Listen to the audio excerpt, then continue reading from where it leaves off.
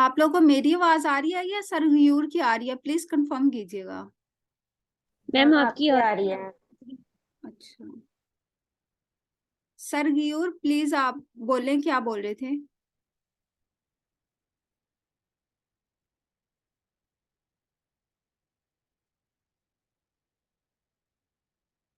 शायद डिस्कनेक्ट हो गए हैं।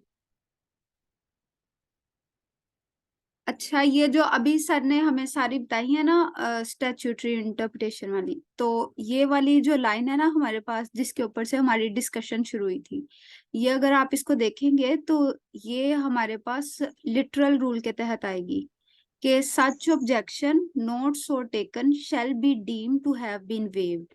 यानी कि यहाँ पे उन्होंने वर्ड शैल भी बता दिया और साथ उन्होंने वेवर का भी कह दिया है कि ये ऐसा समझा जाएगा कि ये बंदे ने वेव कर दिया। तो अब इसकी हद तक जो इंटरप्रिटेशन है ना वो नहीं हो सकती, ठीक है। बाकी अभी सर फैसल शायद अभी यहाँ पे नहीं मौजूद, अगर वो आते हैं तो हम उनसे दोबारा कंफर्म कर लेते हैं कि क्या ये लाइन जो है ये इंटरप्रिटेशन के तहत होगी या नहीं होगी। लेकिन एज पर माई अंडरस्टैंडिंग ये इसके ऊपर लिटरल ही लगेगा, क्योंकि इसमें कोई एम्बिग्विटी नहीं है हमारे पास, ये डायरेक्टली लिखा हुआ है। जी गुलाम रसूल, आप कुछ कह रहे हैं? सॉरी मैम, वो माइक म्यूट नहीं था। I am sorry. अच्छा, नहीं मुझे लगा आप कुछ बोल रहे हैं क्योंकि यहाँ पे शो हो रहा था इस वजह से। अच्छा नेक्स्ट। जी मैम, अस्सलाम वालेकुम। वालेकुम सलाम, क्या हाल है सर? जी मैम ठीक। जी मैम इसमें ना आप जो कह रही हैं बिल्कुल ठीक कह रही हैं, क्योंकि ऊपर भी शैल का वर्ड है ना कि जी जी all objections shall be taken at the earliest possible opportunity. जी तो सर। जिसने भी जो ऑब्जेक्शन लेना है वो फौरी तौर पे लेगा, और जो नहीं लेगा वो ऑटोमेटिकली यही समझा जाएगा कि वो लेना ही नहीं चाहता, उसने अपना हक जो है खुद ही वेव कर दिया। जी सर। आईडी कार्ड वगैरह बिल सेंड करो ना, काम पता करा लेते हैं उधर पे। अच्छा, जैसे सर शबीर ने भी इस बात को कंफर्म कर दिया है, तो ये आप लोग यहाँ पे लिख लीजिएगा अगर लिखना हुआ तो। अब हम लोग आ जाते हैं 110 के ऊपर। अच्छा जी सरगयूर, आप बोलें प्लीज। अच्छा सॉरी मैडम, वो डिस्टॉर्शन आ रही थी मेरे इशू था।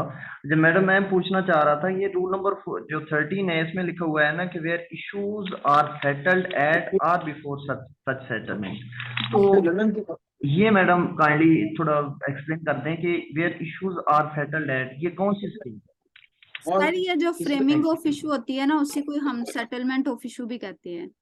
तो आपने ना ये बात याद रखनी है कि जब दो कोमा के दरमियान ना, ये बस आप लोग अपनी अंडरस्टैंडिंग के लिए रख लें, यहाँ पे ये दो कोमा आ गए हैं ना, तो इसके अंदर ना आपने अब ये समझना है कि ये अब इसकी एक्सप्लेनेशन हो रही है, ठीक है। दो कोमा के दरमियान जो भी बात हो रही होती है ना वो पिछली बात की एक्सप्लेनेशन हो रही होती है। अब यहाँ पे देखें, यहाँ पे लिखा हुआ है in all cases where the issues are settled. अब यहाँ पे ये जो वर्ड है ना where the issues are settled, ये इसकी एक्सप्लेनेशन है। एट सच सेटलमेंट, एट को आपने इधर सच सेटलमेंट के साथ लगा लें, और बिफोर सच सेटलमेंट, यानी कि जिस दिन फ्रेमिंग ऑफ इश्यूज हो रहे थे या तो आप उस दिन रेज कर सकते हैं ऑब्जेक्शन, या फिर उससे पहले ये जितना भी टाइम आपने प्लेंट की इंस्टीट्यूशन से लेके टिल द डेट के जिस दिन आपको कोर्ट ने कहा कि नेक्स्ट डेट ऑफ हियरिंग पे हम लोग इश्यूज फ्रेम करेंगे, कभी भी आप ना ये ऑब्जेक्शन ले सकती हैं। ये वर्ड बिफोर के लिए है, ठीक है। और एट के लिए ये है कि ये जिस दिन कोर्ट फ्रेमिंग ऑफ इश्यूज कर रही है उस दिन। और ये कब पता चलेगा आप सबको, ये हम लोग जब ऑर्डर 14 और 15 पढ़ेंगे ना तब हमें ज्यादा क्लैरिफिकेशन होगी।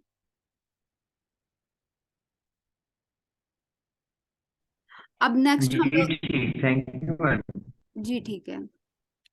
अब इसके अंदर हम लोग 110 पे दोबारा आ जाते हैं कि जब एक शख्स ने किसी रॉन्ग पर्सन के नाम पे एज अ प्लेंटिफ सूट दायर कर दिया, या प्लेंटिफ को ये लग रहा था कि ये शख्स वहां पे ऐड होना चाहिए और उसका नाम रॉन्गफुली उसमें ऐड कर दिया गया, तो कोर्ट किसी भी स्टेज पे अगर कोर्ट को ये लगता है कि ये इस शख्स की बोनाफाइडे मिस्टेक थी और अब ये रियल मैटर इन डिस्प्यूट को डिटरमिन करने के लिए लाजमी है कि आया कि इस बंदे का नाम, जिसका नाम रोंगफुली इसमें ऐड कर दिया गया है, या फिर डाउटफुल है कि इसका नाम इसमें ऐड होना चाहिए था या नहीं, तो क्या ये हमारी रियल मैटर इन कंट्रोवर्सी से डील कर रहा है या नहीं कर रहा।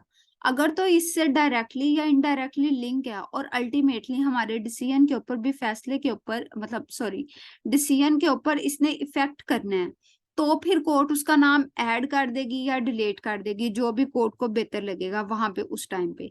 लेकिन अगर वो किसी भी तरीके से इस लाइन के ऊपर ये लाइन में, एक मिनट, इस लाइन के प्रिंसिपल के ऊपर नहीं ना आ रहा कि determination of real matter in dispute को टच नहीं कर रहा इस ग्राउंड के ऊपर, तो फिर उस शख्स का नाम ना तो ऐड किया जाएगा ना डिलीट किया जाएगा। और रियल मैटर इन डिस्प्यूट क्या चीज होती है, जो हमारे पास एक प्लेंटिफ कह रहा होता है कि जी मेरा ये राइट बनता है, और डिफेंडेंट उसके ऊपर कह रहा होता है कि ये इसका राइट नहीं बनता, यानी कि डिनाई कर रहता है। अगर हम इसको लीगल लैंग्वेज में कहें तो एक पार्टी जो है वो इसको असर्ट कर रही होती है कि मेरा ये राइट है, जबकि दूसरी पार्टी उसको कह रही होती है कि उसको डिनाई कर रही होती है और कह रही है ये इसका राइट नहीं है। ठीक है, अगर आप इसके साथ छोटा सा ब्रैकेट में अपनी बुक के ऊपर लिख लें टेस्ट, तो ये टेस्ट का मतलब है कि इस एप्लीकेशन को एक्सेप्ट या रिजेक्ट होने के लिए, तो ये वाली लाइन है इसके अंदर। Order any other person to be substituted added. अब यहाँ पे दो वर्ड्स यहाँ पे ऐड हुए हैं, और आप लोगों ने जब अपना पेपर के अंदर क्वेश्चन करना ना, तो इन्हीं दोनों वर्ड्स को लिखना है। या सब्सटीट्यूट का मतलब ये होता है कि एक बंदे का पहले नाम जो मौजूद था उसकी जगह पे किसी दूसरे बंदे का नाम, जैसे यहाँ पे अगर सबा लिखा होगा तो उसकी जगह पे काट के सुंबल लिख देंगे, तो ये हो जाता है सब्सटीट्यूटेड। और ऐड का ये मतलब होता है कि पहले से चीज मौजूद नहीं है, बल्कि वहां पे अब नई चीज ऐड की मतलब दाखिल की गई है।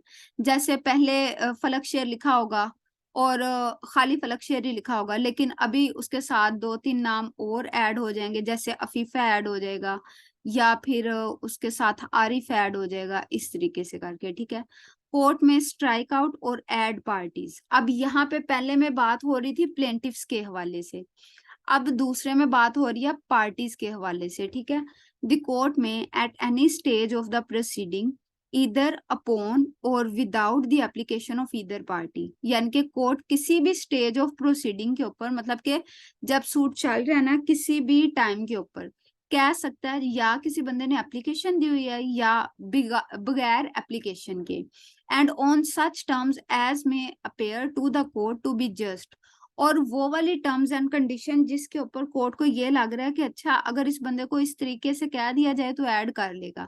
मतलब इसमें कॉस्ट के हवाले से भी हो सकता है, या कोई भी ऐसी शर्त जो कोर्ट ये अपनी तरफ से डालना चाहे वो भी हो सकती है।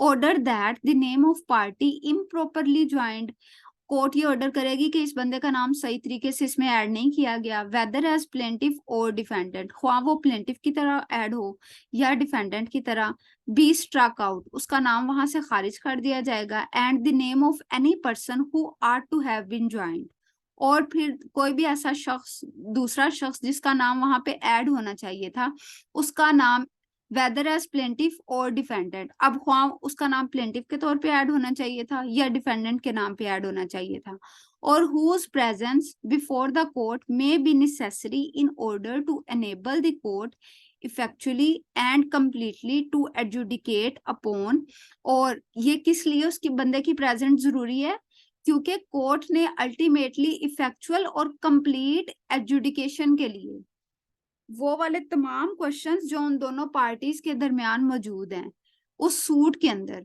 वो सारे हल हो जाएं, और दूसरी पार्टी जो है वो नेक्स्ट टाइम सिर्फ इस बेस के ऊपर कि मैं तो यहाँ पे ऐड ही नहीं था, और क्या नाम लेते हैं, ये सूट मेरी गैर मौजूदगी में डिक्री हो गया है, अब मुझे भी राइट ऑफ हियरिंग देना चाहिए, इन सब क्वेश्चंस की बेसिस के ऊपर दोबारा आ जाए, तो उस चीज को अवॉइड करने के लिए हमें लेजिस्लेचर ने ही एक ऑप्शन दिया हुआ है कि 110 की एप्लीकेशन दे दो, अगर आपने ऐड करवाना है अपना नाम 110 की एप्लीकेशन दे दो, अगर आपने स्ट्रक करवाना है नाम, अगर आपने ऐड करवाना है तो उसके लिए ये वाली लाइन है, ये वाली, court effectually and completely to adjudicate, और अगर स्ट्रक आउट करवाना है तो ये वाली लाइन है इम्प्रॉपरली ज्वाइंड। इन दो वर्ड्स को ना आप लोग हाईलाइट कर लें, और जब आप लोगों ने अपना मतलब कोई भी एमसीक्यू, शॉर्ट क्वेश्चन या लॉन्ग क्वेश्चन कुछ भी आ जाए, उसमें आपने इन वर्ड्स को रिलेटिव में लिखना है। ये ना हो कि आप इम्प्रॉपरली ज्वाइन के साथ आप लोग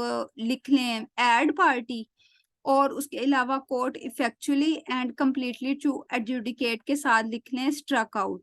और ये मैं आपको स्पेसिफिकली इसलिए बता रही हूँ क्योंकि लास्ट टाइम जब आप लोगों के टेस्ट हुए थे तो बहुत से लोगों ने बहुत सी गलत बातें इधर मतलब जो ऐड की थी वो डिलीट की तरफ लिखी हुई थी और डिलीट वालों की ऐड की तरफ। और आप लोग प्लीज जितना हो सके ना, ये जितने मैं आप लोगों को हाईलाइट करवाती हूँ वर्ड्स, ये अपने सवालों में लाजमी यूज किया करें, क्योंकि यही हमारे सेक्शन की या आर्टिकल की या रूल की या ऑर्डर की जान होती है। ठीक है। No person shall be added as plaintiff suing without a next friend or as the next friend of the plaintiff under any disability without his consent। इसमें ना उसने सिंपल रूल बता दिया है कि अगर किसी शख्स को as a next friend add करना है, और वो नेक्स्ट फ्रेंड क्यों, क्योंकि एक प्लेंटिफ है, उसको रिप्रेजेंट करने के लिए। जैसे अगर मैं हूँ और मैं अनसाउंड माइंड की पर्सन हूँ, तो अब मुझे रिप्रेजेंट करने के लिए अगर एक सबा नाम की औरत आती है, तो फिर अब उसकी कंसेंट लेना भी लाजमी है। ऐसा नहीं हो सकता कि हम बगैर सबा की कंसेंट लिए इसमें ऐड कर दें किसी भी सबा को। मुजम्मिल साहब अपना कैमरा ऑफ कर लें। अब उसके बाद है रूल सब rule 4, where defendant added plaint to be amended. अब जब डिफेंडेंट को इसमें ऐड कर दिया गया तो प्लेन की अमेंडमेंट होना लाजमी है। Where a defendant is added the plaint shall unless the court otherwise directs be amended in such a manner में एज मे बी नेसेसरी। यानी कि इसमें वो ये कह रहा है कि अगर एक डिफेंडेंट है उसको हम लोगों ने ऐड कर दिया है, तो अब जिस तरीके से कोर्ट ये हमें डायरेक्ट करेगी, हमने बिल्कुल उसी तरीके से अपनी प्लेंट को अमेंड करना है। और इसमें बेसिकली ये होता है कि अगर आप जितने भी डिफेंडेंट्स डाल रहे हो उसमें जितने नंबर ऑफ डिफेंडेंट्स होते हैं ना वो इंक्रीज हो जाते हैं, और अगर किसी के लीगल रिप्रेजेंटेटिव्स डाल रहे हैं तो हम उनके साथ 1A 1B या जो भी उनका नंबर होता है उसके साथ ABC लिख देते हैं, ताकि हमें पता चल जाए कि ये फलां वाले डिफेंडेंट की बिहाफ पे कोर्ट में आ रहा है और रिप्रेजेंट हो रहा है। And amended copies of summons end of the plaint shall be served on the new defendant.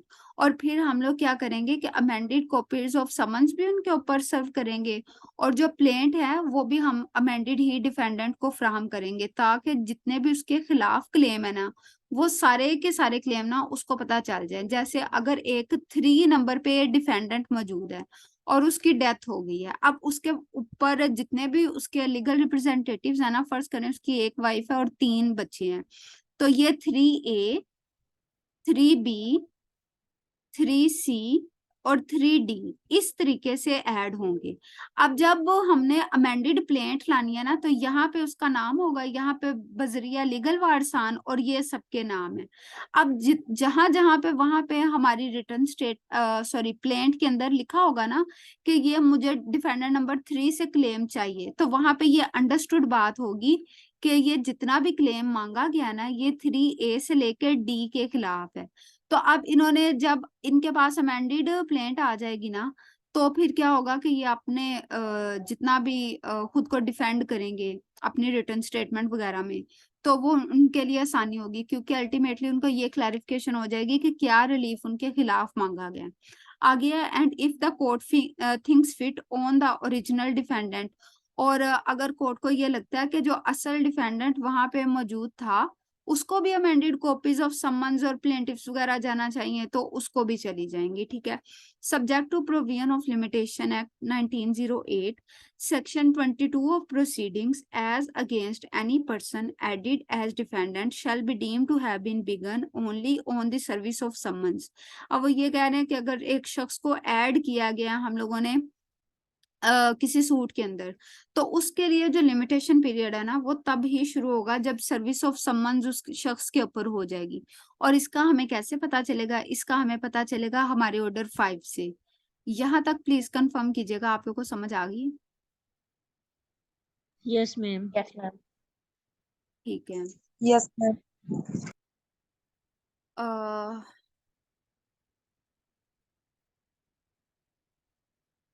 जीला रेप वो लास्ट सेशन था, मतलब पिछला सेशन था उसमें किए थे ये, वहां से मैंने आप लोगों को बताया था।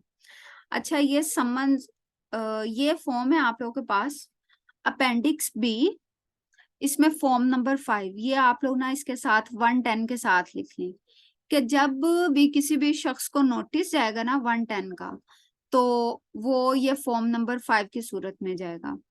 ये आप लोग एक बार पढ़ लीजिएगा, इसका आप लोग को आइडिया हो जाएगा। बस अगर आप लोगों ने अपने पेपर में 110 के साथ ना ये फॉर्म नंबर 5 का भी रेफरेंस लाजमी दीजिएगा, और फॉर्म नंबर 5 वो लिख के ये नहीं कि छोड़ देना आपने, आपने उसके ऊपर अपेंडिक्स बी भी लिखना है। क्यों? क्योंकि हमारे पास एक से ज्यादा अपेंडिक्स मौजूद हैं, ठीक है। तो इस वजह से आप प्रॉपर रेफरेंस दीजिएगा कि form number 5 of appendix D जो है वो इस 110 के बारे में ये कह रहा है। और अगर आप लोग लिखना चाहो तो इसमें से कोई एक दो लाइनें जो आपको इजी लगे वो लिख लीजिएगा। उसके बाद आ जाता है कंडक्ट ऑफ सूट, ये आपका अमेंडेड है, 2018 की अमेंडमेंट के साथ अमेंड हुआ था, इसका स्क्रीनशॉट ले लें और ये आप लोग यहाँ पे अपना ठीक कर लीजिएगा। जिनके पास अमेंडेड बुक्स हैं वो अपना डबल चेक कर लें। ये है conduct of suit, this court shall at the time of framing of issue give the conduct of suit to such party as it deems proper for expeditious adjudication of the suit। यानी कि जब court ने framing of issue करना है ना, उसी time court ने ये कह देना कि किस पार्टी ने किस तरीके से कोर्ट में प्रेजेंट होना है।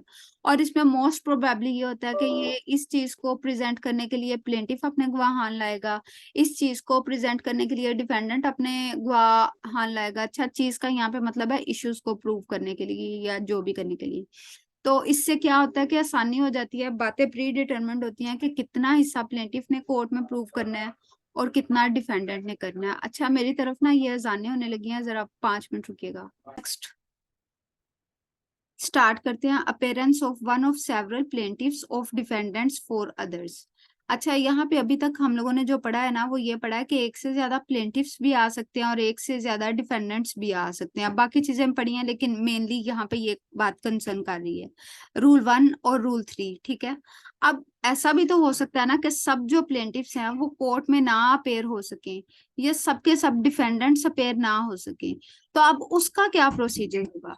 उसका ये प्रोसीजर होगा कि जितने भी प्लेंटिफ्स जो खुद अपेयर नहीं हो सकते या जितने भी डिफेंडेंट्स जो खुद अपेयर नहीं हो सकते, वो अब अपनी तरफ से किसी एक प्लेंटिफ को या किसी एक डिफेंडेंट को ऑथराइजेशन दे देंगे। और उस ऑथराइजेशन को जैसे हमारे पास होता है ना मुख्तारनामा खास, बिल्कुल उसी तरीके से होता है कि एक खास पर्पस के लिए, और उसके अंदर पर्पस फिर क्या होगा कि ये दावे के अंदर रिप्रेजेंट करने के लिए हम लोगों ने इस बंदे को अपनी तरफ से ऑथराइज किया है।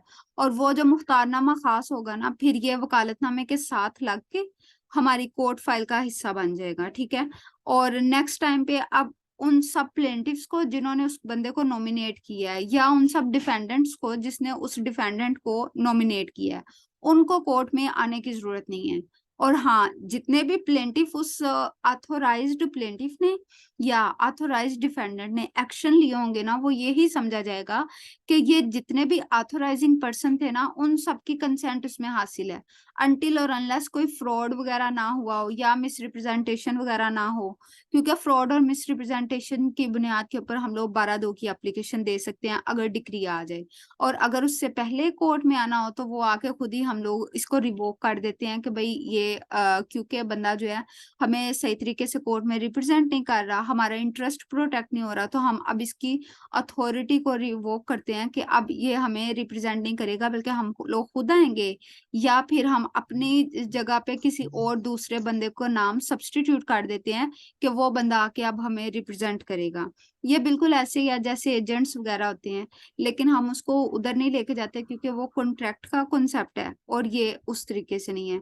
इसमें जस्ट आपने इतना याद रख लेना है कि आपको रिप्रेजेंट करने वाला बंदा जो है ना वो रूल 12 में आएगा। Where there are more plaintiffs than one, any one or more of them may be authorised by any other of them to appear.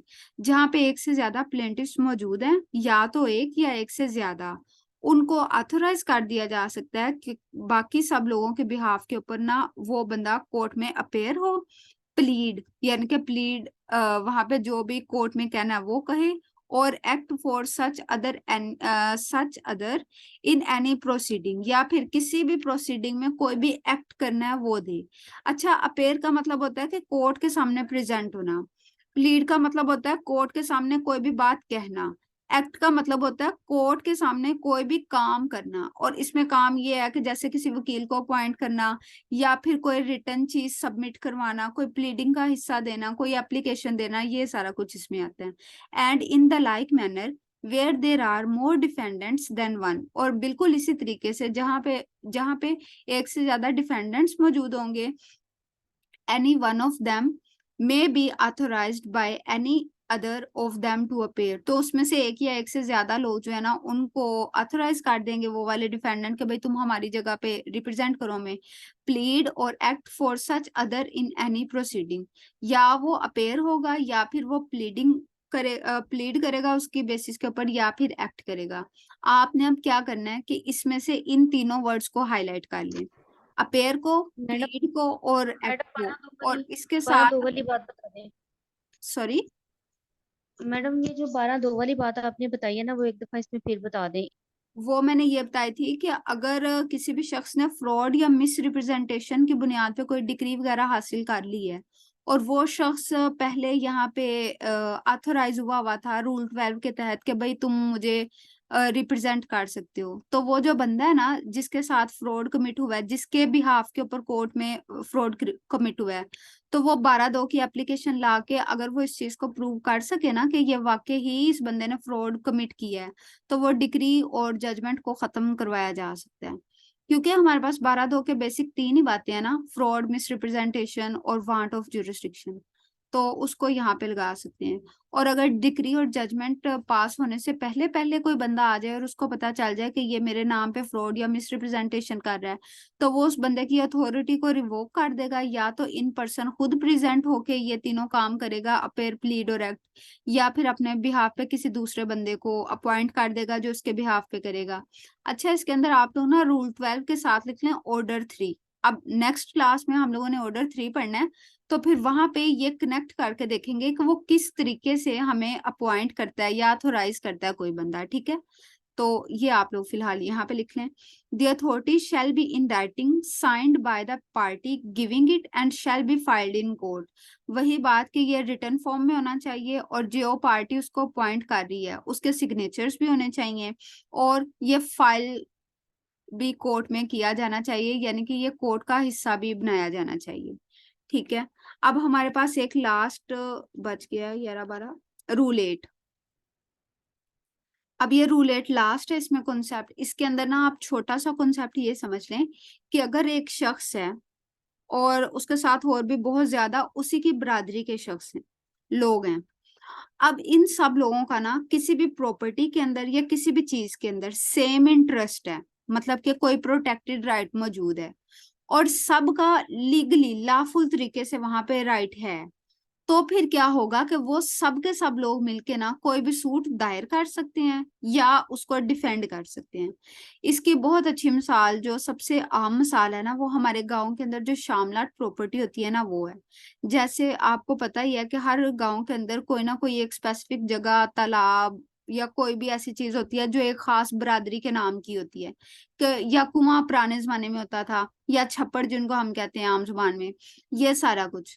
अब अगर तो वो प्रॉपर्टी को कल को कहीं डिस्पोज ऑफ करना है, तो वो जो प्रॉपर्टी को फर्स्ट डे हुआ था ना अलॉट वगैरह, या जो भी उसके नाम पे आया था, अगर तो वो सब लोग अपनी 100% कंसेंट के साथ उसको कहीं ट्रांसफर करना चाहें तो वो कर सकते हैं। लेकिन अगर कोई एक बंदा उसमें से आके कहे ना कि जी मैंने ये प्रॉपर्टी में से हिस्सा बेचना है क्योंकि इतनी प्रॉपर्टी मेरे साथ लगती है, मसलन 10 किले मेरी जगह है और इसमें से ना ये 5 कनालें शामलाट प्रॉपर्टी की भी मेरे साथ लगती है, तो मैं अब 10 किले 5 कनालें इसको बेचना चाहता हूँ, तो वो 10 किले 5 कनाले नहीं, सिर्फ 10 किले ही फरोख्त कर सकते हैं। ये जो 5 कनाले शामलाट की प्रॉपर्टी है ना, ये पूरी की पूरी कम्युनिटी के ऊपर ही होगी, क्या नाम लेते हैं, और इसका जो स्पेसिफिक नाम है उसका नाम है रिप्रेजेंटेटिव सूट। और इसके अंदर आप लोगों ने एक बात याद रखनी है कि अगर तो सब लोग मौजूद होंगे और अपनी कंसेंट उसमें ऐड होना चाहते हैं, ये दो बातें अलग अलग है, यानी कि सब लोग वहां पे कोर्ट में मौजूद हैं या फिर कोई एक बंदा है वो अपनी स्पेसिफिक रिप्रेजेंटेशन करवाना चाहता है, तो क्या होगा? अगर सब लोग कोर्ट में आ रहे हैं तो 1(8) के तहत ही पहले एप्लीकेशन दी जाएगी, फिर सब लोगों को नोटिस जाएंगे, और फिर वो हमारा सूट अगर वो एक्सेप्ट हो जाती है, उसके ऊपर कोई भी बंदा एतराज नहीं उठाता, तो फिर आगे हमारा सारा सिंपल सूट वैसे ही चलेगा जैसे आम सूट्स चलते हैं। लेकिन अगर कोई बंदा स्पेसिफिकली ये चाहता है कि भाई मैं तो सबसे बड़ा हूँ, मेरा तो इस सूट में होना चाहिए इधर प्लेंटिफ और डिफेंडेंट नाम आना चाहिए, तो फिर उसने जब 1(8) की कोई बंदा एप्लीकेशन देगा ना कि मैं ये रिप्रेजेंटेटिव सूट दायर करना चाहता हूँ, तो क्या होगा? फिर 1(10) की एप्लीकेशन वो बंदा एक सेपरेट देगा कि भाई मुझे इसमें या प्लेंटिफ या डिफेंडेंट ऐड किया जाना चाहिए, और फिर उस बंदे को ऐड करके उस बंदे का स्पेसिफिकली नाम ऐड कर दिया जाएगा। अच्छा, इसमें मैंने आपको ये बताया कि पहले एप्लीकेशन जाएगी और फिर सूट चलेगा। इसमें ये बात है कि पहले हमने ये प्रूव करना है कोर्ट के अंदर मेंटेनेबिलिटी के ऊपर कि क्या ये सूट रिप्रेजेंटेटिव करैक्टर में मेंटेनेबल भी है या नहीं है, ठीक है। और वो कैसे होगा? पहले एप्लीकेशन जाएगी, फिर अगर कम लोग हैं तो सबको नोटिस जाएंगे, अगर ज्यादा लोग हैं तो अखबार इश्तिहार होगा, अगर एक ही गांव के बहुत ज्यादा लोग हैं तो ऐलान कर दिया जाएगा मस्जिद वगैरह में, जैसा भी उनका प्रोसीजर होगा। तो क्या होगा? ताकि सब लोगों को पता चल जाए कि भाई इस चीज के बारे में ये सूट है, और इसमें या तो हम लोगों ने इसको सू करना है दूसरे लोगों को, या इसमें डिफेंड करना है, ठीक है। ये इतनी सी बात थी, अब हम इसको एक बार पढ़ लेते हैं। Where there are numerous persons having the same interest in one suit, one or more such persons may with the permission of court. अब ये वर्ड है ना जो with the permission of court, ये चीज इस चीज को निसेसिटेट कर रहा है कि हम लोगों ने एप्लीकेशन देनी है। सू एंड बी सूड और मे डिफेंड इन सच सूट, यानी कि या तो वो सू कर सकता है, मतलब सूट दायर कर सकता है, या फिर वो इसको डिफेंड करेगा इन सच सूट ऑन बिहाफ ऑफ और for the benefit of all person so interested. तो जितने भी लोग वहां पे इंटरेस्टेड होंगे, या तो उन सबके बिहाफ के ऊपर वो बंदा आके सू करेगा, ये डिफेंड करेगा, या फिर सबके बेनिफिट के लिए। But the court shell in such suit such case give eight the plaintiff's expense notice of the institution of suit to all such persons either by personal service or where from the number of persons or any other cause such service is not reasonably practicable by public advertisement as the court in each case may direct। वो ये कहना है कि ये जो notice जाएगा ना सब लोगों को, मतलब प्लेंटिफ के खर्चे के ऊपर जाएगा, और अगर कभी पॉसिबल ना हुआ कि बहुत ज्यादा लोग हैं जिनको नोटिस भेजना पर्सनली बहुत ज्यादा टाइम कंज्यूमिंग होगा और उसके ऊपर बहुत ज्यादा कॉस्ट अल्टीमेटली आएगी, और फिर क्या होगा? पब्लिक एडवर्टीजमेंट दे दी जाएगी और सब लोगों को ताकि पता चल जाए कि ये हमारे खिलाफ या हमारे हक में कोई केस चल रहा है। Any person on whose behalf or for whose benefit a suit is instituted or defended under sub rule 1 may apply to court to be made as a party to such suit. तो फिर वो शख्स क्या करेगा कि जिसने अगर party to suit बनना है स्पेसिफिकली कि मेरा नाम प्लेंटिफ में आई है डिफेंडेंट में, उसने कोर्ट में अप्लाई करना है, और अप्लाई करने के बाद वो इस चीज की ना पार्टी बन जाएगा, और उसके बाद हमारा सूट जो है वो वैसे चलेगा। अच्छा, अब मैंने आप लोगों को ये बताना था कि रूल 8 के अंदर और जो हमारे पास रूल 12 है, इसमें आप लोगों ने ना कंफ्यूज नहीं होना। रूल 8 सेपरेट है, उसका नाम ही है रिप्रेजेंटेटिव्स सूट, ठीक है। रूल 12 में सिर्फ एक ऑथराइजेशन हो रही है कि जितने भी लोग आए हैं ना, प्लेंटिफ्स आए हैं या डिफेंडेंट्स आए हैं, ये उनको रिप्रेजेंट कर रहे हैं। अब अगर हम लोग इसको देखें कि भाई प्लेंटिफ्स के नाम किस तरीके से ऐड किए जाते हैं या डिफेंडेंट्स के नाम किस तरीके से ऐड किए जाते हैं, तो हमारे पास लास्ट पे आप देखिएगा अपेंडिक्स ए के अंदर है टाइटल ऑफ सूट, और इस तरीके से ये नाम ऐड किए जाते हैं in the court of court का नाम, नीचे ए बी, आगे डिस्क्रिप्शन और रेजिडेंस वगैरह। इसके अंदर ये काफी ज्यादा लिखे हुए हैं, आप लोग अपेंडिक्स ए को देख लीजिएगा। ये रियल टाइम केसेस हैं कुछ, इसके अंदर मैंने कुछ नाम अंदर से काट दिए हैं, वैसे आप देख लें। Mian Aslam son of Mian Mohammad, resident of house number आगे block number A, DHA phase 5 Lahore Cantt, ठीक है। ये प्लेंटिफ हो गया वर्सेस डिफेंडेंट में जिस तरीके से उनका नाम ऐड किया, बिल्कुल इसी तरीके से ये एक दूसरा केस है, उसमें भी ऐसे ही ऐड किया गया काम। और ये कुछ और केसेस हैं इनके, आप लोग स्क्रीनशॉट ले लें ताकि आप लोग पढ़ लें, क्योंकि मीटिंग का 1 मिनट रह गया है, ठीक है। ये ऑर्डर शीट पे ऐसे नाम है, इस चीज का आप लोग एक स्क्रीनशॉट ले लें, और इसको ना आप लोगों ने जवाब देने की कोशिश करना है। ये आपका अगर आप पूरा ऑर्डर 1 देखेंगे ना, तो ये 10 सवाल ही आपके बनने हैं। अब अगर आप लोग इसका टेस्ट दें कहीं या कुछ भी करें तो ये 10 सवाल लाजमी कीजिएगा। और अगर आप लोगों ने क्या नाम लेते हैं ट्राई करना है मेरे साथ, तो यहाँ पे 1 बाय 1 सब लोग अपने अपने जवाब लिखते जाएं। How many rules are there in this order? Total हमारे पास 13 रूल हैं। Who is party to suit? जो प्लेंटिफ होगा और जो डिफेंडेंट होगा वो होंगे party to suit. How can we join plaintiffs in one suit? इसके लिए रूल 1 अप्लाई होगा। How can we join defendants in one suit? इसके अंदर रूल जो है वो 3 ऐड होगा। Who is necessary party? जिसके बगैर कोई डिसीजन इफेक्टिव नहीं हो सकता। Who is proper party?